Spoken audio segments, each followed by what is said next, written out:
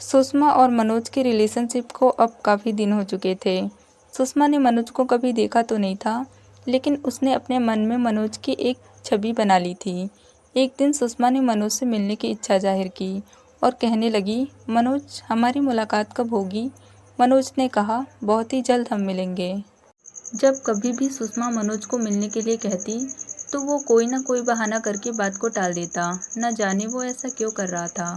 सुषमा मनोज के प्यार में पूरी तरह से डूब चुकी थी। वो इतनी गहराइयों तक जा चुकी थी कि वहाँ से निकलना मुश्किल था।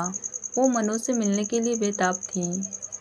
वो हर रोज़ मनोज से मिलने की जिद करती थी, लेकिन मनोज को न जाने किस बात का डर था कि वो उससे मिलना ही नहीं चाहता था।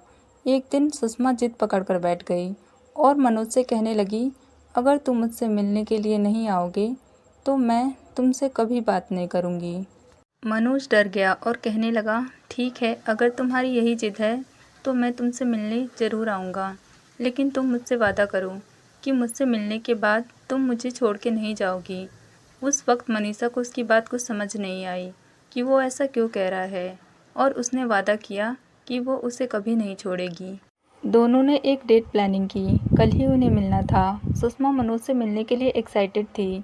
सुबह होते ही सुषमा मनोज से मिलने जाने के लिए तैयार होने लगी। तैयार होकर सुषमा वहाँ के लिए निकल गई जिस जगह पर उन्हें मिलना था।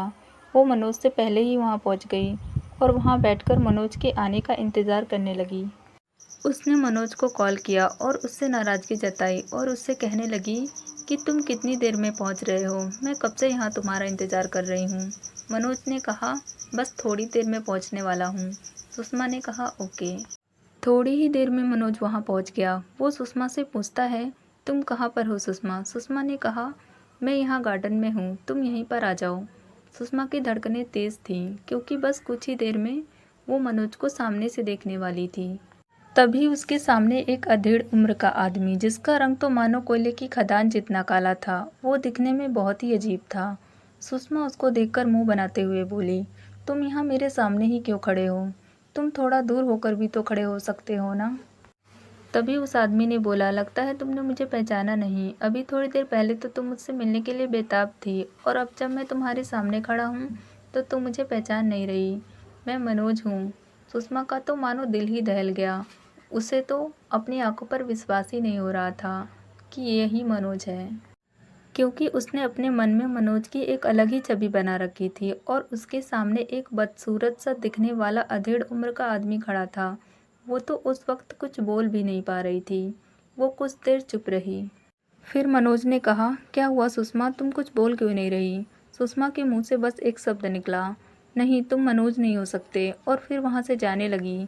मनोज ने उसे रोकते हुए कहा, रुक जाओ सुषमा, मुझे छोड़ के मत जाओ। मैं तुमसे बहुत प्यार करता हूँ। मुझे पता था कि मुझे देखने के बाद तुम मुझसे नफरत करोगी। सुषमा ने कहा, लेकिन तुम्हारी आवाज़ से तो ऐसा लगता था कि कोई बहुत ही हैंडसम लड़का है, लेकिन तुम तो सामने से बिल्कुल भी अच्छे नहीं दिखते। तुम्हारी उम्र मुझसे कहीं ज़्यादा है। तुम्हारी सूरत देखकर मुझे रोना आता है। और हाँ, आज के बाद से तुम्हारा और मेरा रिश्ता ख़त्म। तुम आज के बाद मुझे कभी कॉल नहीं करोगे। Good bye. इतना कहकर सुषमा वहाँ से जाने लगी। मनोज ने उसे रोकने की बहुत कोशिश की, लेकिन सुषमा नहीं रुकी। मनोज सुषमा को बहुत चाहता था, इसलिए उसने सुषमा की खुशी की खातिर उसे कॉल करना बंद कर दिया। सुषमा जो भी उसके साथ हुआ, इन सब से बाहर निकलना चाहती थी। उसने बहुत कोशिश की मनोज को भुलाने की, लेकिन वो अपने दिल से मनोज को नहीं निकाल पाई। वो जितना मनोज की यादों से दूर भागती, उतनी ही उसकी यादें उसे अपनी तरफ खींचती। उसे एहसास हो गया था कि अब वो मनोज के बिना नहीं रह पाएगी। उसने मनोज को कॉल किया और कहने लगी, मुझे माफ़ कर दो, मैं तुम्हारी सूरत देखकर तुम्हें छोड़कर चली आई। लेकिन अब तुम जो हो, जैसे हो, मुझे मंजूर हो। मुझे अपनी गलती का एहसास हो गया है। मैं तुम्हारे बिना नहीं जी सकती। प्लीज़ मुझे माफ़ कर दो। मनोज ने कहा, मुझे तुम्हारी किसी भी बात का बुरा नहीं लगा। मुझे तो खुशी इस बात की है कि तुम मेरे पास वापस लौट आई। वादा करो, अब मुझे कभी छोड़कर नहीं जाओगी। सुषमा ने वादा किया, अब मैं ज़िंदगी भर तुम्हारा साथ निभाऊंगी।